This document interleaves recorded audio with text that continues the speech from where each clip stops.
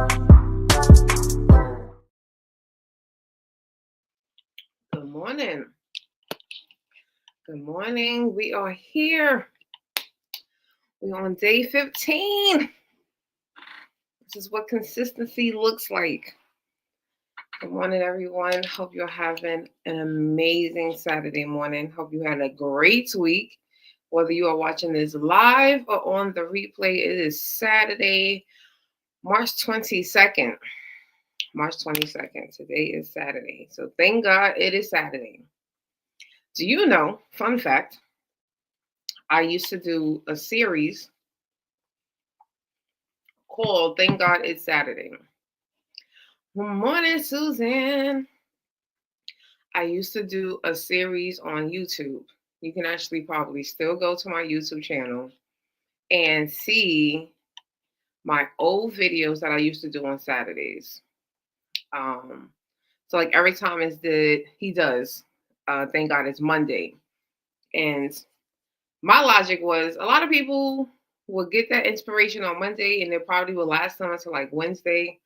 And I'm like, I feel like people need some inspiration, to get through the weekend, to get back to that Monday. So yeah, I used to do it. Thank God it's Saturday. But thank God we are here. Thank God we are together, having an amazing time with this 21-day series.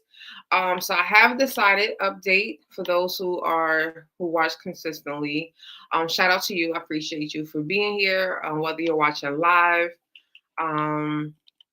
Suzanne, don't apologize. Yeah, I know you mentioned your boss was gonna be out, so it's okay. I know you're already watching the replays. But hopefully this week has definitely been you a champion through and you got through it. But yeah, it's okay.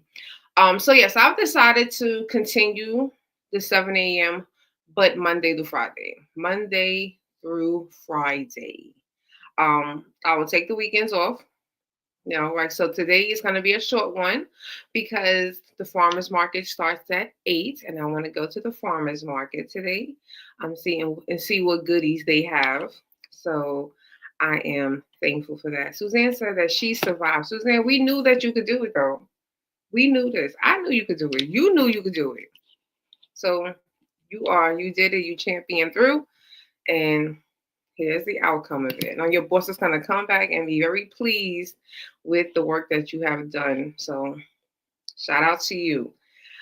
So after the 21 days, I think the last day is going to probably be next Friday. Yeah, next Friday. So when we come back on the 31st, so March 31st will be the first official day of, and I probably would change the name of it like Good Morning Inspiration or something like that, starting March 31st. But March 31st would be 7 a.m. on the same platforms, YouTube, Facebook, and Instagram. If TikTok survive, I will probably, I have another phone and I can just probably just put it on Wi-Fi and we can also be on TikTok as well. But yeah, yes, Suzanne, I love a good farmer's market too. And I mean, I feel like when it comes to the summer hours, to the spring hours, it's not, you're not getting like, because all the fruits and vegetables are just now starting to grow. So I did go there like 2 or 3 weeks ago, and I bought some like ground beef from one of the farms. It was so good, but it's so expensive. But it was so good. So I think I'm gonna try some other meat that he has, and that's what I'm going there for today. Got to start thinking about meal prepping for the week. This week I didn't do the greatest, but I got to get my balance back. So yeah. So let's talk about today's topic. So we are on day 15. Day 15. When I realized I was playing small. Now a lot of people, I think we all can relate to this particular topic of playing small and not realizing it, right? Oh no, we gotta share this. Suzanne said it's interesting because I sure felt small this week. And Suzanne, so we're gonna take a pause for a minute before I jump right in. Why did you feel small? What was it about the week that made you feel small this week? So I'm gonna give you a moment to type your response. But this is a great topic to talk about. And it will actually help in case you say something that I have to jot down here too.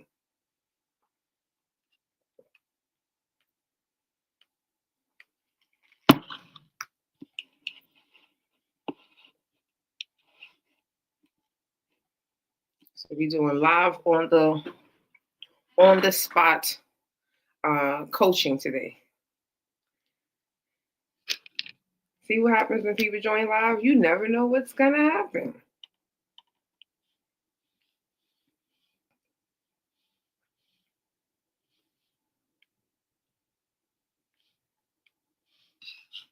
All right, so Suzanne's going to be sharing with us. But yeah, so we're going to be talking about playing small. And in the caption, okay, so Suzanne's up here. She said, I had to answer to VPs with no support and got a little backlash. Made me feel small and inadequate. Absolutely. So was it the intimidation of working with the VP? Was that like, because I know that can be very intimidating when you have to work with like a higher up, especially like in a high title, and then to also receive that backlash from, was it from like your team or was it from the VP? Um, that's, yeah, that can definitely make someone feel very small when they are in that, when you're in a supporting role of supporting your supervisor. I think that was the case. Your supervisor went on vacation last week, and you had to take over, run operations. I know you did great, but now you're like doing things that you're not really comfortable with. And I think that is, we see this a lot in the career field. Um, Not even so much just before we even get to our gifts and talents. I think just as people, we just allow ourselves to like, we overthink these things like, it's a new opportunity, it's a big title, it's like big shoes, and you don't know how to really navigate that. So that is something that's very, very common. So I think I have some of that. I have some of that Suzanne mentioned. So the first time that I've ever, and this is similar to what Suzanne was saying, this was more so not in a realm of like my gifts. I think it's just my talents and abilities that I know I have. And this has happened quite often where I will either, I remember one time it was like, this all happened during the pandemic. Because, the pandemic just kind of birthed ideas. I don't know, it birthed some confidence for people to start taking steps and actions towards things that they wanted. And people were actually listening, and they were like, hey, let's have a conversation. So when the pandemic happened, I started to apply for a job because I didn't like going into the office, right? So we did have a major part, like all 2020, we did not go into the office until probably that fall. They tried to like, because it was college. So that fall, they attempted to, hey, let's come back and let's see, if we can be on campus together. That didn't work out. It didn't work well at all. And that's when I just started. And I remember speaking to a recruiter. He asked me what was my salary expectations and my salary requirements. When I told him, this man said, he was like, stop. Like, I could just sense him being like, this interview, we're gonna put this on pause real quick. And he was like, he was like, what? I need you to listen to me now. And we're gonna talk about this number, because do you see your resume? Do you see what you have accomplished? Do you see what talents and gifts you have? He was like, no, mm-mm, mm-mm, no, no, nope, you're playing yourself. And that made me realize that even with all of the healing and all of the work, there's still certain spaces that sometimes we do get into you start overthinking because you're looking at the market, right? So you're looking at Indeed, LinkedIn, and you're looking at all these potential roles, things that you know that you can do, and they're only paying like 50, 60,000. So somebody's going to program their minds and saying, yeah, all right, give me 65. They might get a little sassy, give me 75. But they won't go after what it is that they really want, right? And they don't believe that they can put that price tag that they really desire. Now, will every company agree to that? Absolutely not. But this is the reason why so many times we have to be willing to walk away from an offer or from a company knowing that it doesn't align with what we truly desire. Because there is someone out there who's making well above what you're asking for, and it's with ease, right? And so I was so thankful when that man reminded me. He was like, no, you are playing too small, and that is not going to be okay. So Suzanne said, I just gave it to God, but still stress, yeah, that I put on myself. Yeah, and that's the hardest part, Suzanne. And I'm happy that you did give it to God, because that's really all that we can do. Like, when I was in, like, especially in those kind of spaces, um, I would just always ask God, like, before I got out of my car or before I got off the train or walked into the building, like, you're going to walk before me, you're going to speak. I need you to hear from me. I need you to speak for me. Like, I just need you in all of this because I need you. Right. And that became that true dependency. That's the only codependency I believe that we need, is the codependency of the Lord. I've been talking about that a lot in other parts of social media. But yeah, I can only imagine. So I'm praying that I'm praying that you gave yourself grace this week, and that, when you got home, that you left it at work and you didn't carry that with you, because that causes stress and unnecessary. She said, but I really did rock it and find it hard to give myself grace. So you did not give yourself grace. Okay. But yeah, I know that you rocked it. And that's the good part. The good part is that you can acknowledge that you rocked it, right? That's a good part. That's a great sign, because despite all of these trials and tribulations, so many times we don't even see where we did a great job. So I'm happy that you did see, and you can see that you really did rock it, and that's important. So kudos to Suzanne for championing through this week, right? And doing something that was uncomfortable for her, because that's actually one of the ways that we know. So I'm going to actually tell you, Suzanne, one of the ways that you know that you are not playing small is when you start taking on these challenges, right? So signs of people playing small is they avoid challenges. They avoid taking any risk. Some people would have had that conversation with their supervisors and would have been like, nope, get someone else to do it. I can't do it. That's not in my pay grade. People have done and said some of the craziest things. So that actually is how we know that you are no longer on that path of wanting to play small, because you accepted that challenge. So that is actually a kudos to you, because oftentimes that's what people are going to do, right? So shout out to you. So you're getting away from your comfort zone. You're saying, you know what?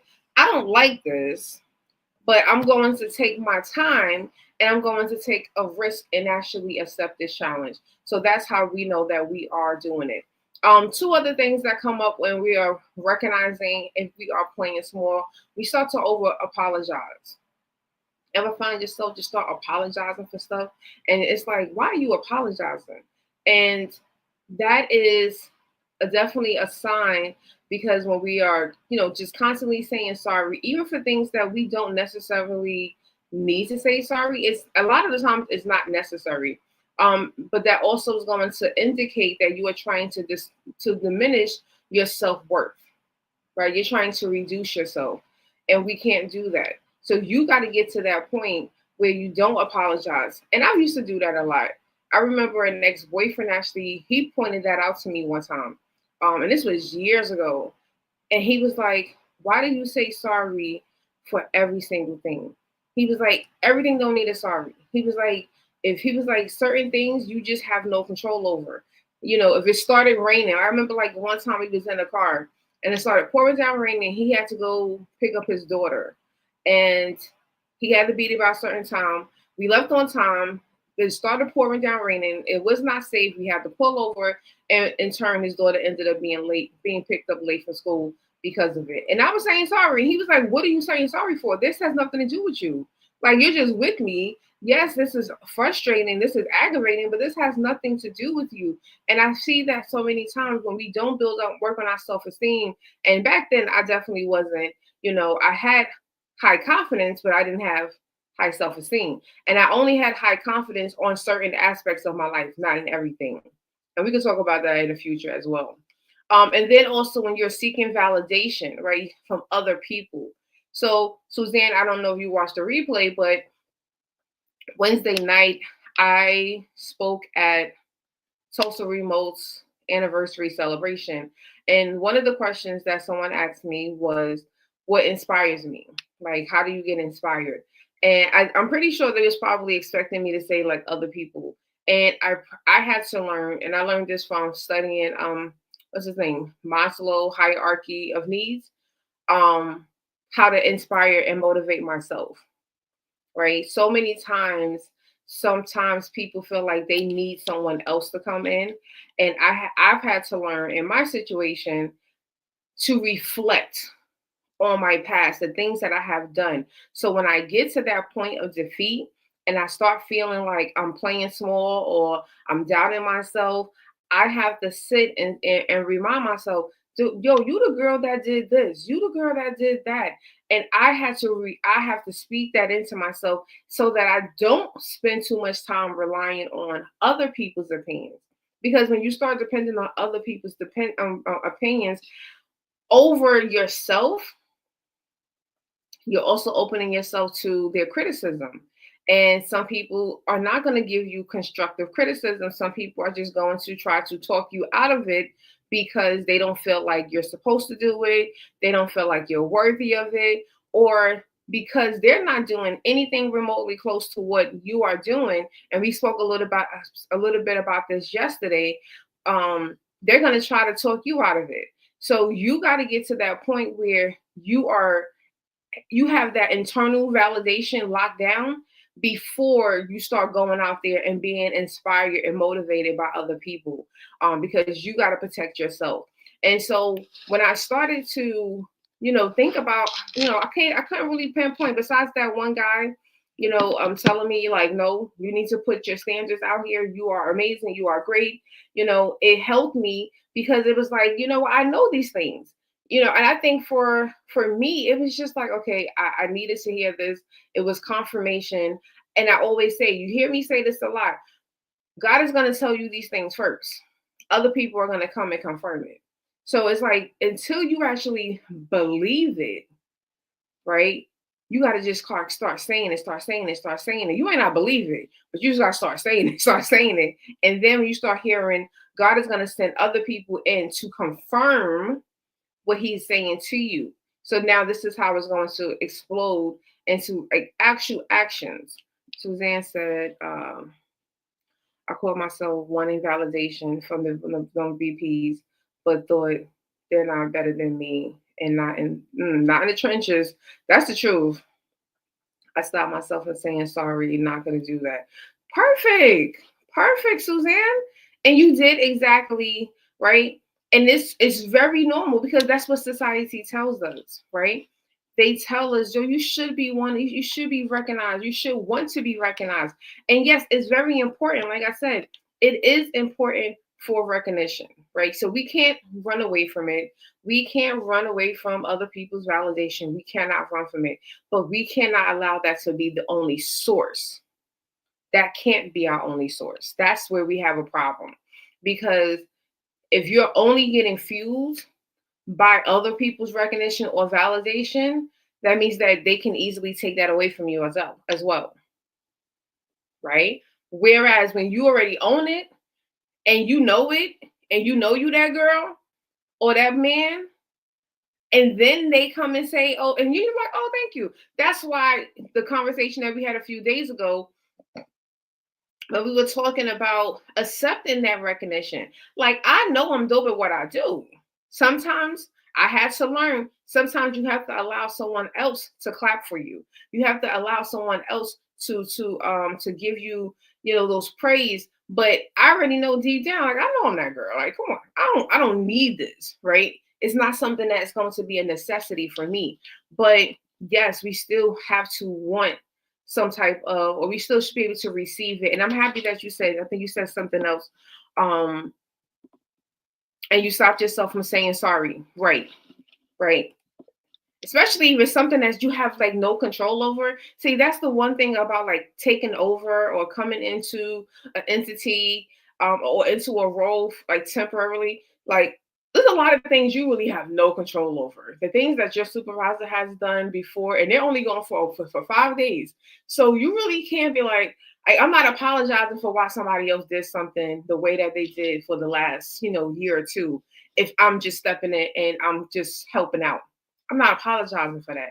I can give you solutions to whatever this issue is. And when that person returns collectively, but to apologize for something that you're like, I don't know why, right? So beautiful, Suzanne. Suzanne over here getting some from free coaching. Suzanne, I love this. Thank you. Thank you. Thank you for sharing. Right. And then when we get that moment of realization, when you just start like, okay, I know I'm playing small. What's next? Right? Because remember, we can realize things, we could be aware about things. But what did I say before? Without awareness is great, but awareness needs what? Accountability, right? Awareness and realization needs accountability, because we can get to that point of being like, yeah, I know that I'm playing small. I know that I'm not challenging myself. I know I'm staying in my comfort zone where it feels safe, but I'm gonna stay over here. So we have to understand that just because you realize that and you feel these emotions, now it's time for you to take some actions. So what actions are you going to take?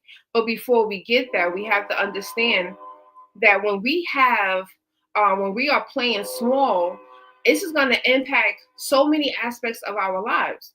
Believe it or not, a lot of people play small. They're talented, they're gifted, they're skilled, they know what to do, they're great at it. However, it is limiting the opportunities that are coming to them.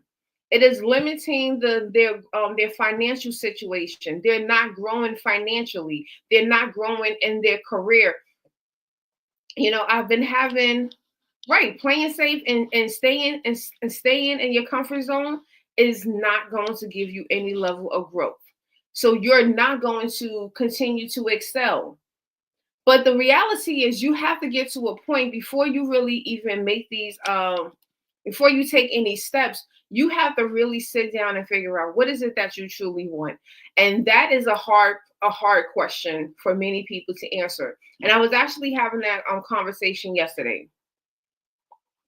I was speaking to one of my long-term friends, and I was just saying to him, like, I'm feeling, so at one of my contracts, at my contract, some of the people are leaving, right? And it's like, and this is a great team. This is a strong team, smart team of people that have been around since the inception of the actual program. And like one person who was there when they first started, that person is moving on, and then another person who joined. I want to say around the time that I had joined full time as a contractor. That person is leaving, and I've been full time as a contractor since 2021.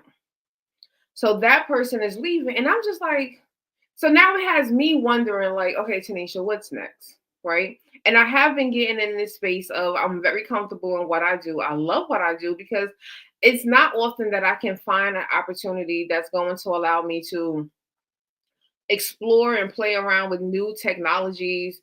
I'm like a software girl. I love learning software and playing with it and helping people to understand it. That's like my little niche. And then I also get the opportunity to coach and train faculty members. That's the part that I love because I'm working with people who were just like me. I did not have an educational background. I came in, I started as an adjunct and I just started to grow and I learned on the job of classroom management, how to build assessments, all those different things. So now I'm going in and I'm working with faculty members who are doing the same exact thing, who are working in their fields, working at all these big corporations, and now they want to come and teach, and they want to teach a class, but they have no classroom experience, and I am coaching them and teaching them through the process of how to prepare for that. I love that, right? I love that through and through. But that's actually not what I do 90% of the job. I do that probably 30% of the job. So I'm kind of in that space of like, But I said to my friend, because he was like, okay, are you focusing on like a plan as your career, or are you now focusing more on the speaking business, on the coaching business? And that's kind of where I'm at again. I'm always at that road, right? My fork in the road is always the same thing. What are you going to stay on this path? Are you going to build that career? Because at one time, I wanted to be the president of a college. That was one of my goals. I no longer have that desire. I wanted to be a full-time faculty member. I have no desire for that either. So I'm really just in that space. But on the business side, on the speaking side, that's where I'm like, I think I'm going to have to stop playing small with that, right? And I'm going to have to start putting some real motion and action behind that. And this is what this 21-day challenge is about. So I think that's why it was great to have that conversation with him, because it made me realize you're putting a lot of energy towards the wrong thing instead of putting it. Oh, Suzanne said, I can see you being a traveling motivational speaker. I can see it too. Like, I definitely can see it. Wednesday was the first. Was that the first time I spoke in person? It's the first time I spoke in person this year. I did speak a few times last year. But it's something that I truly love. And I noticed the one thing that I did do this time was I paid attention to how people responded, right? To me. So when because like sometimes you don't feel like you're just up there, people are just not really inspired, they're not really being impacted, they're just there because it's their anniversary, some free food, maybe a couple of drinks, and they're celebrating with their peers because they have finished. And I remember sitting in them seats with them, but I was able to see, and I was just like, yeah, Tanisha, like, you got to put a little bit more to this, stop playing small with this, stop only being online, find more opportunities to be out there in front of people, touching, holding their hands, shaking their hands, having my books. Like, I have to do all of that this week. I got to order books because now people are like, you got books? Where the books at? And I was just like, oh, like, I'm missing out on opportunities. So this is the year of definitely not playing small and getting from behind the camera and being in people's faces, in their faces as well. So thank you, Suzanne. I appreciate that compliment and that comment. And so I just want to give you some quick steps to embrace your full potential, because we are at 28, and like I said, I want to get to the farmer's market. So we have to really be self-aware. Right, be self-aware, regularly reflect, and this is great. Keep reflecting on your actions and the decisions that are going to help you to identify any limiting beliefs and behaviors. So you have to start to realize, and the easiest way that I have done this and I have helped my clients, I want you to identify, like, pretty much, what does that life look like? What does this life that I really want, that I really, really want? Not the life that you think you should have, but what is it that you really, really want? And start to identify what is stopping you from having that. What's stopping me from having this life, right? And I think that's something that so many people, good morning, Bola, so many people do not actually do, right? Because when you actually have this in front of you and you can, okay, I know why, I know I'm limiting myself on this, right? And now you can start to reflect, you start asking yourself questions, you can get to the why, and now it can help you to really become self-aware. Okay. Second thing is, we spoke about this already. You got to challenge those comfort zones. You got to get out those spaces. So I'm very comfortable on the camera, and I'm comfortable in front of people. Like, I've been in front of people teaching since 2010, but you got to get really comfortable in those spaces. You have to get comfortable if you are looking at it from a job. You need to start getting comfortable. In Suzanne's case, we have to go out there and work with the VP. Now, if your position has always have you working with the entry level customer base, and you're not really working with the C-suite or the senior leadership, get comfortable with that. Get comfortable having those conversations. Get comfortable knowing that you can be in those same spaces, and you can. That's a task that you actually can do, and you are capable of doing it. You have the strength to do it. So that is something that you really have to start taking seriously and start understanding. Like, my comfort zone is cool, it's cute, it's gotten me to where I am, and we want to acknowledge that. But I need to start getting comfortable going to these different networking events, and rubbing shoulders and rubbing elbows with senior vice presidents, with CEOs of Fortune 500, Fortune 100 companies. Like, you got to start being intentional. And that's the one thing that I know for me, that's what I'm also working on getting, becoming a part of Tulsa's Black Wall Street Chambers of Commerce, going out there. And these are spaces that I don't normally do very intentional mixers. Like, if Tulsa Remote has something cool, I will go. If they post something about some type of networking event, excellent. But I have to get intentional, because it's like, you want to grow here, we need you to grow with the movers and shakers here. And that's something that is still kind of uncomfortable for me. And then you got to start seeking support. So support is going to come from those individuals. So you might want to join Inspirational Trailblazers, right? Where you are coming and you're being around individuals who are like minds, or you're getting that support from someone like myself who can coach you through this process, right? When you are constantly around people that are doing these amazing things already, right? They are going to inspire you. They're going to encourage you. They're going to speak life into you. And sometimes just being around them is going to give you the motivation that you need to make this happen, right? So I always say, 2 years ago, I became a moderator for a YouTuber. And I did that because I wanted that motivation, because this person was going live every single day for at least, sometimes he was live for like an hour and a half, sometimes 2 hours. So I think he was playing like the watch game, and which was great, because you got to do what you got to do with YouTube, and getting them views up. So he didn't realize that he was helping me, right? He was supporting me and getting myself. And actually, because I follow the things that he was telling me, I was following him in the same capacity of showing up, showing out, being visible on YouTube, being intentional about being on YouTube. My page became monetized because of that. And actually, it was him, and it was also the marketing. I think his name is Michael McDonald, and they're part of Earn Your Leisure. And Michael had did a webinar for MG, the mortgage guy. I was able to attend that because I became his moderator. And Michael was talking about how to get monetized. And so because I was already in the process of following the support of MG, meaning if I'm giving you an hour and a half on your YouTube channel, moderating and supporting you, now that's giving me energy, and I'm gonna drop off of your live and now go on my live, or prepare for my own live and now put that energy back into my own community. So I was already in that passion, in that path.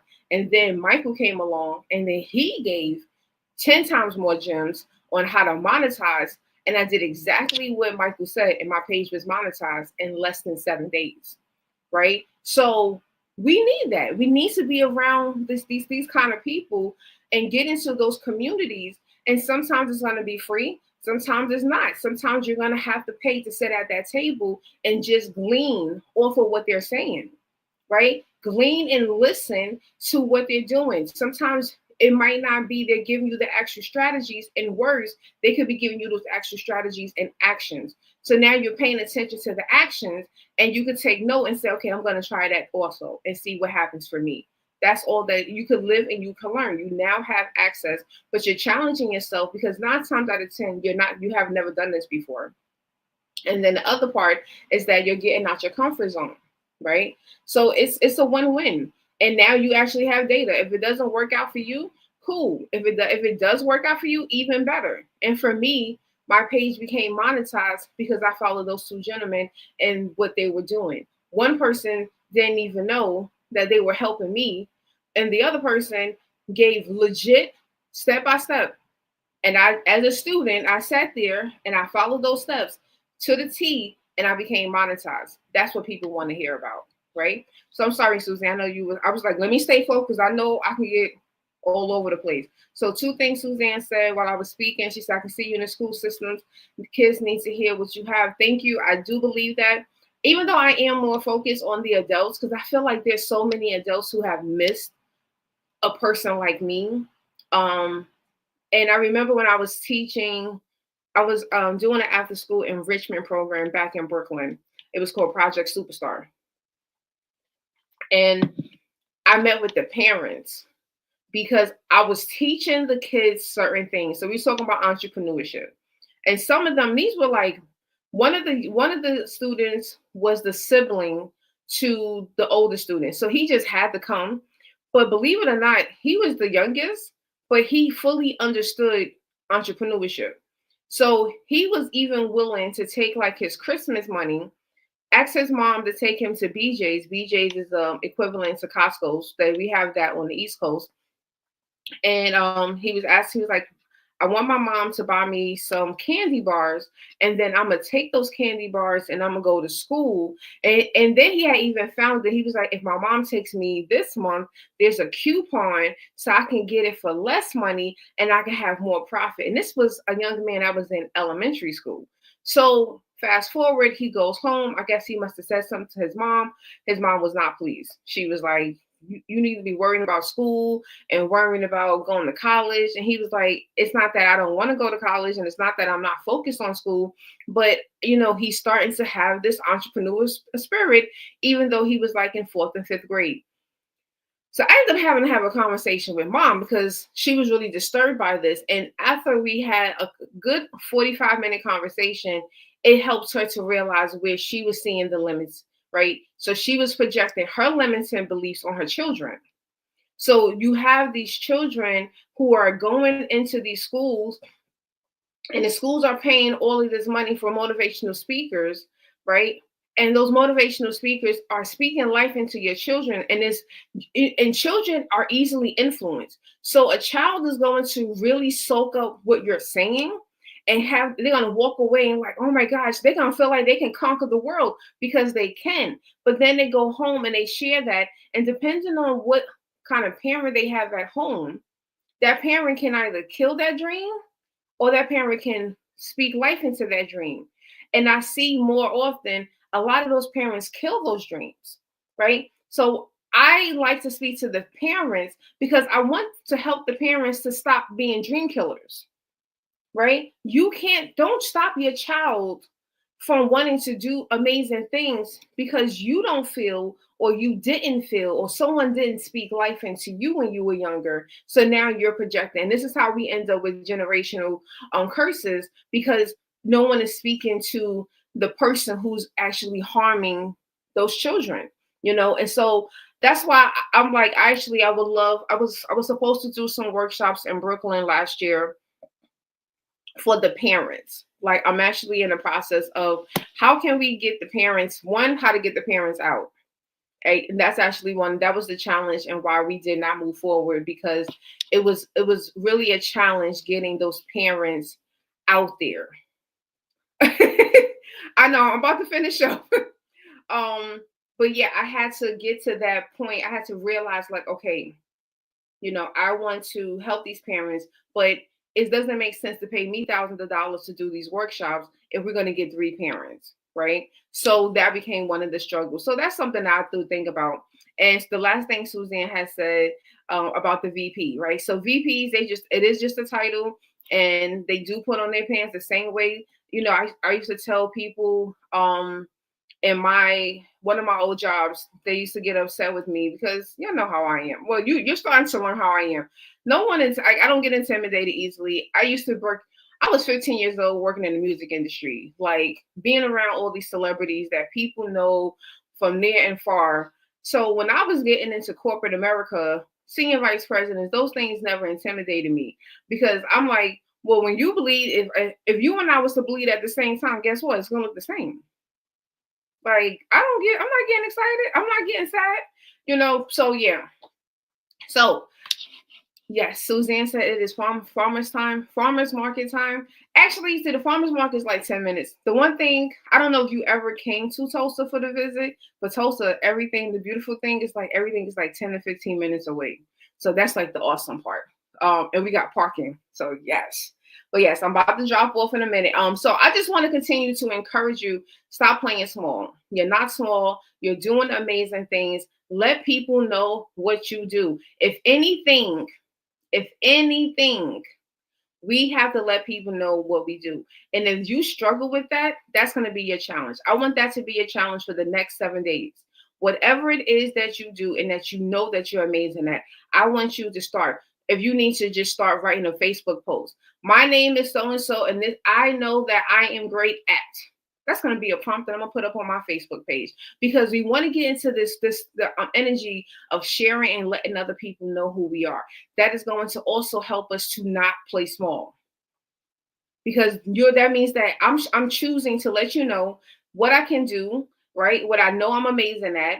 And if you need it, cool. If not, but also I would always say when we share and tell people, someone is going to say something and it's going to like ring a bell. And you're going to be like, oh, I know someone who would do that because I was just talking or I just read somewhere and let me put you in contact. You don't know that you just could have put someone or someone just could put you in contact for a new opportunity, for new doors to open, anything of the nature that can help you to grow, right? But we also have to stop playing small and we have to stop staying in our comfort zone. So yes, Jesus ain't even the VIP. Jesus is the president. Well, God is the president. Jesus is the VIP. You right. Jesus is the VIP. He's the VP. He's the VP. But thank you so much for those that are watching live. I appreciate it. I hope this message has encouraged you.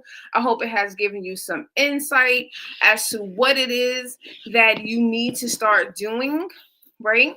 And what you need to stop doing. So we need to stop playing small and we need to go out there and take ownership for whatever it is that we know that we're great at. Okay. So this is going to be not the last Saturday because you're going to still do some pop-ups. But again, this is our day 15. We have 7 days. Well, 6 days left. 7 days left. And I'm excited, right? And we are going to come back tomorrow at 7 a.m. If you want to connect with me, I'm just going to put this up there. You can connect with me, find out about my community, Dear Single and not Dear Single in Love. You can find out about my community, Inspirational Trailblazers. If you are looking to join, you can join using code March25. That will give you 50% off of the first 3 months. The membership right now is $20. There's only one tier. There will be future tiers and coming in the future. My books, Dear Single in Love, Transition to a Healthier You. You want to learn how to get those books from Amazon, you can go right ahead. My courses, I do have some courses up there and also my blog. So you can definitely connect with me. But yeah, I'll see you tomorrow at 7 a.m. Central Time, 8 a.m. Eastern on YouTube, Instagram, and Facebook. Have an amazing day on purpose, with purpose. And I just hope if you're not doing anything big today, just go ahead and relax and reset your mind and your heart from this past week, especially for you, Suzanne. Give yourself some grace. You did great, and I'm so proud of you. Have a great day as well, and I'll speak to you all tomorrow if not sooner.